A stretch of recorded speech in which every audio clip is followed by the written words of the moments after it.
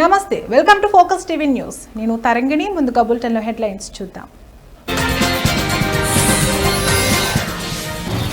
Parliament వర్షాకాల సమావేశాల తేదీలు ఖరారు. పహల్గామ్ దాడి, ఆపరేషన్ సింధూర్ పై చర్చకు విపక్షాల డిమాండ్. కులగణనపై కేంద్ర ప్రభుత్వం కీలక నిర్ణయం. 2 దశల్లో దేశవ్యాప్తంగా కులగణన.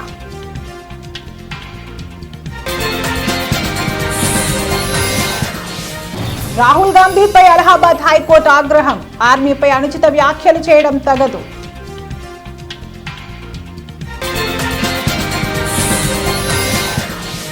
బెంగళూరు ఆర్సీబీ ఐపీఎల్ విక్టరీ పరేడ్లో తొక్కిసలాట. 6 మృతి, పలువురి పరిస్థితి విషమం.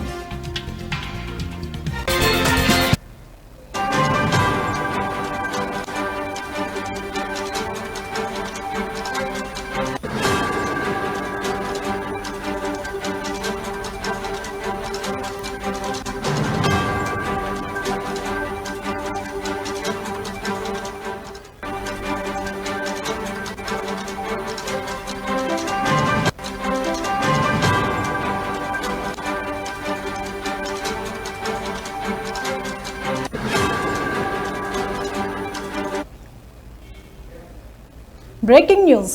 కేంద్ర ప్రభుత్వం పార్లమెంట్ వర్షాకాల సమావేశాల తేదీలను ఖరారు చేసింది. జూలై 21 నుంచి ఆగస్టు 12వ తేదీ వరకు ఈ సమావేశాలు జరుగుతాయని పార్లమెంటరీ వ్యవహారాల శాఖ మంత్రి కిరణ్ రిజిజు ప్రకటించారు. మొత్తం 23 రోజుల పాటు సాగే ఈ సమావేశాల్లో పలు కీలక బిల్లులను ప్రవేశపెట్టడంతో పాటు జాతీయ భద్రత, ఆర్థిక స్థితిగతుల వంటి అంశాలపై కూడా చర్చ జరిగే అవకాశం ఉంది.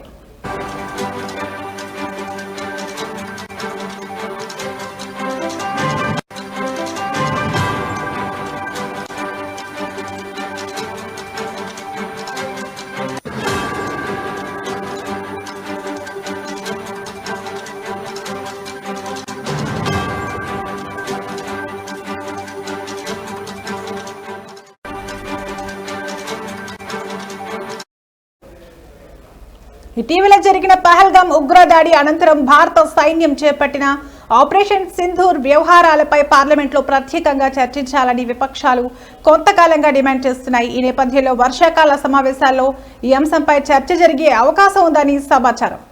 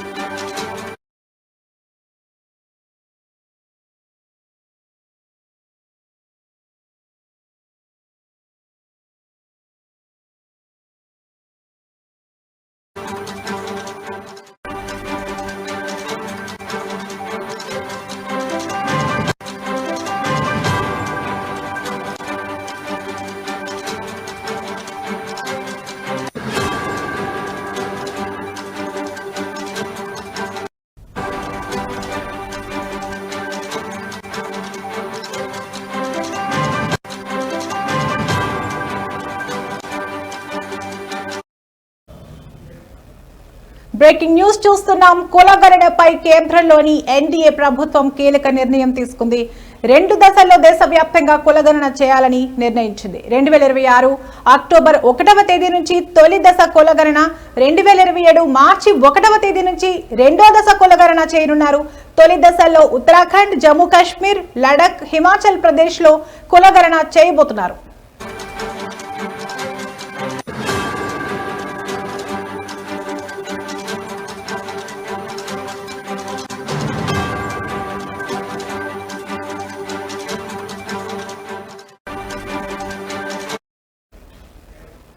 మరోవైపు కులగణనపై కేంద్ర కేబినెట్ ఇప్పటికే నిర్ణయం తీసుకున్న విషయం తెలిసిందే. కులగణన పేరుతో కాంగ్రెస్ పాలిత రాష్ట్రాల్లో సర్వే చేయించారని, ఆ సర్వేలో పారదర్శకత లేదని కేంద్రం పేర్కొంది. దేశవ్యాప్తంగా పారదర్శకంగా కులగణన చేయాలన్నదే మోడీ ప్రభుత్వ సంకల్పమని కేంద్ర మంత్రి అశ్విని వైష్ణవ్ చెప్పారు. వచ్చే జనాభా లెక్కల్లోనే దీనిని చేర్చుతామని కేంద్రం ప్రకటించారు.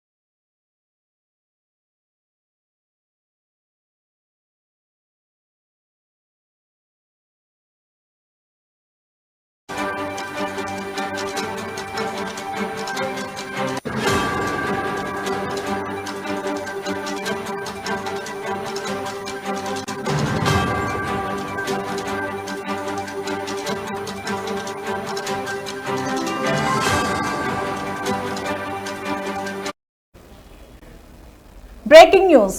ఐపీఎల్ 18వ సీజన్ విజేతగా రాయల్ ఛాలెంజర్స్ బెంగళూరు ఆర్సీబీ జట్టు నిలిచిన నేపథ్యంలో బెంగళూరులో ఘనంగా సంబరాలు నిర్వహించడానికి భారీగా ఏర్పాట్లు చేశారు. అయితే ఈ వేడుక కాస్త విషాదం నింపింది. జట్టు సభ్యులు విజయోత్సవం కోసం నగరానికి చేరుకున్న నేపథ్యంలో చిన్నస్వామి స్టేడియంకు భారీగా అభిమానులు చేరుకున్నారు. గేట్ 6 వద్ద భారీ సంఖ్యలో అభిమానులు గుమిగూడడంతో తొక్కిసలాట చోటు చేసుకోవడంతో ఇద్దరు ఆర్సీబీ అభిమానులకు తీవ్ర గాయాలయ్యాయి. ఇందులో ఇద్దరు మరణించారు.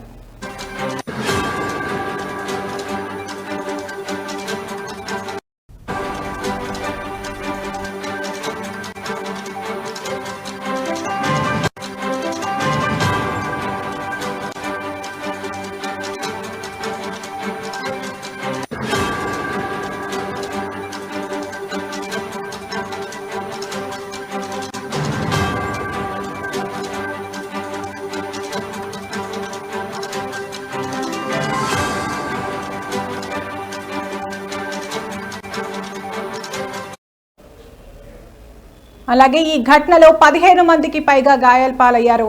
వీరిలో ఇద్దరి పరిస్థితి అత్యంత విషమంగా ఉన్నట్లు సమాచారం. ఘటన జరిగిన వెంటనే బాధితులను శివాజీనగర్లోని బౌరింగ్ లేడీ కర్జన్ ఆసుపత్రికి తరలించారు. మరోవైపు తొక్కిసలాట సమయంలో బారికేడ్లు కోల్పోవడంతో ముగ్గురి కాళ్లు విరిగాయి. మరో 6గురికి పైగా తీవ్ర గాయాలయ్యాయి. స్టేడియం వెలుపల జన సమూహం కూడా భారీగా ఉండటంతో ఆ మార్గంలో వెళ్లే వాహనాలు ముందుకు కదలలేక ట్రాఫిక్ జామ్ అయింది. జన సమూహాన్ని నియంత్రించలేక పోలీసులు లాఠీచార్జ్ చేశారు. తొక్కిసలాటలో చాలా మంది తీవ్రంగా గాయపడ్డారు. పోలీసులు గాయపడిన వారిని తమ జీపులో ఆసుపత్రికి తరలించారు.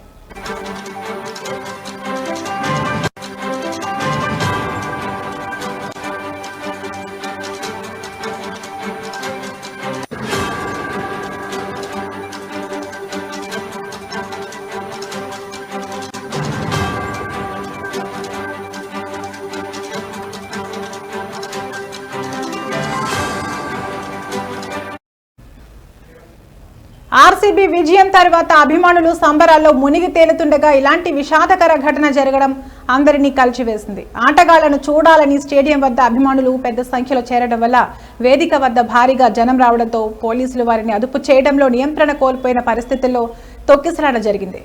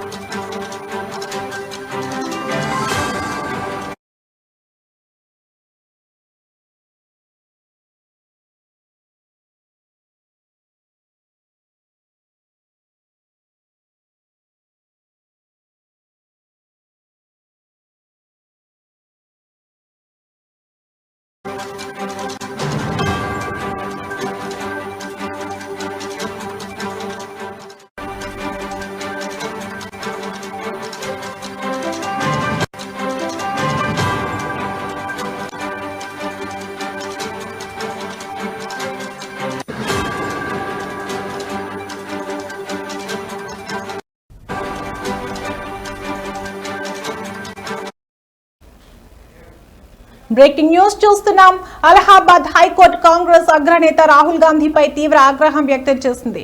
భారత ఆర్మీపై అనుచిత వ్యాఖ్యలు చేయడం తగదు అంటూ ఆయనను హెచ్చరించింది. 2022లో భారత్ జోడో యాత్ర సమయంలో రాహుల్ చేసిన వ్యాఖ్యల నేపథ్యంలో లక్నో కోర్టు ఆయనకు సమన్లు జారీ చేయగా వాటిని ఛాలెంజ్ చేస్తూ రాహుల్ పిటిషన్ దాఖలు చేశారు. ఈ కేసును జస్టిస్ సుభాష్ విద్యార్థి నేతృత్వంలోని సింగిల్ బెంచ్ ధర్మాసనం విచారించింది. రాహుల్ గాంధీ వేసిన పిటిషన్ను హైకోర్టు తోసిపుచ్చింది. ఈ సందర్భంగా ధర్మాసనం స్పందిస్తూ వాక్ స్వాతంత్రం పేరుతో ఎవరైనా ఒక వ్యక్తి అయినా లేదా ఏ సేన అయినా పరువు నష్టం కలిగించే వ్యాఖ్యలు చేయడానికి హక్కు లేదని స్పష్టం చేసింది.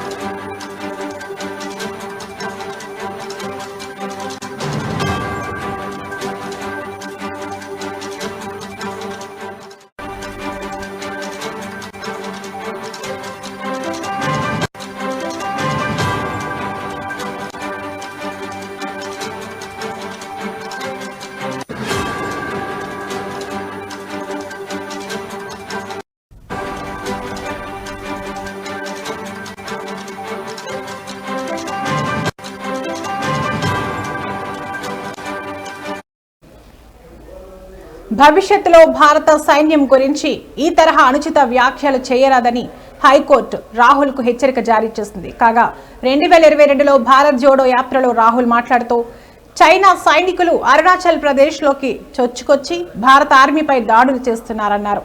వారు సైనికులపై దౌర్జన్యం చేస్తున్నారన్నారు. చైనా 2000 కిలోమీటర్ల భారత భూభాగాన్ని ఆక్రమించిందన్నారు. 20 మంది భారత సైనికులను చంపేశారని వ్యాఖ్యానించారు. ఈ వ్యాఖ్యలపై లక్నోకు చెందిన ఉదయ్ శంకర్ శ్రీవాస్తవ అనే వ్యక్తి కోర్టు ఫిర్యాదు చేశారు. దీనిపై స్పందించిన కోర్టు రాహుల్ గాంధీకి సమన్లు జారీ చేసింది. అయితే ఆ సమన్లను కొట్టివేయాలంటూ ఆయన వేసిన పిటిషన్ను అలహాబాద్ హైకోర్టు తిరస్కరించినట్లు స్పష్టమైంది.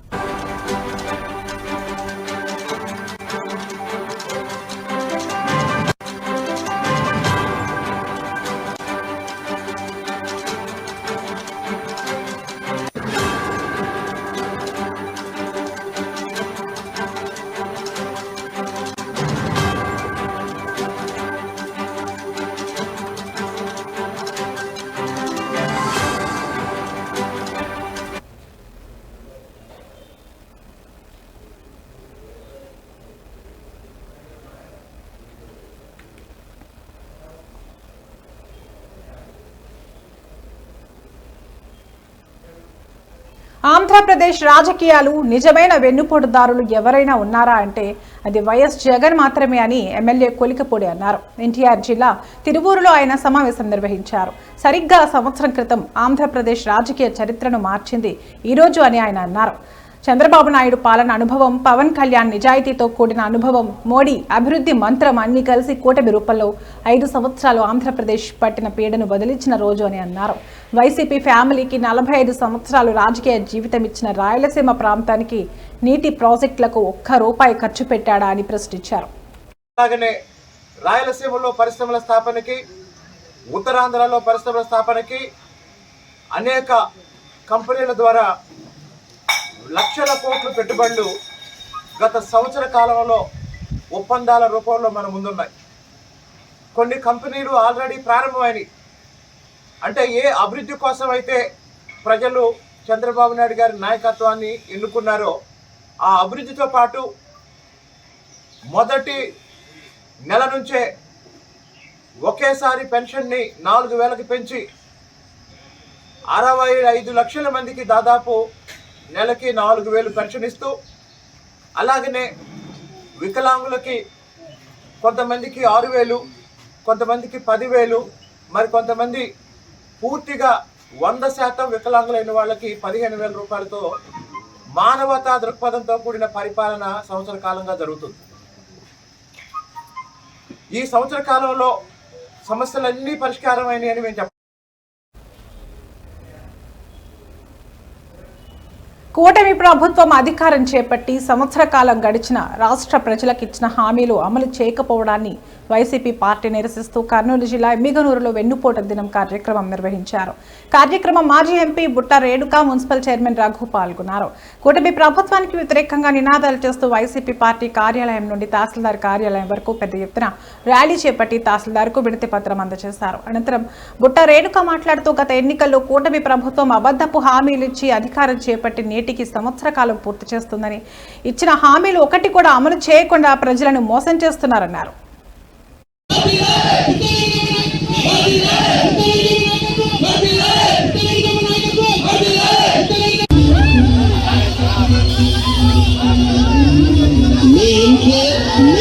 ఎలక్షన్స్ కి ముందర సూపర్ 6 అంటూ ఏదైతే హామీలు ఇచ్చారు, అంతేకాకుండా ఇంకా చాలా చాలా అబద్ధపు హామీలను చెప్తూ ప్రజలని మోసం చేసి ఈరోజు సంవత్సరం గడుస్తున్నా ఎటువంటి సంక్షేమ పథకాలను అమలుపరచకుండా ప్రజలకు వెన్నుపోటు పొడిచారు.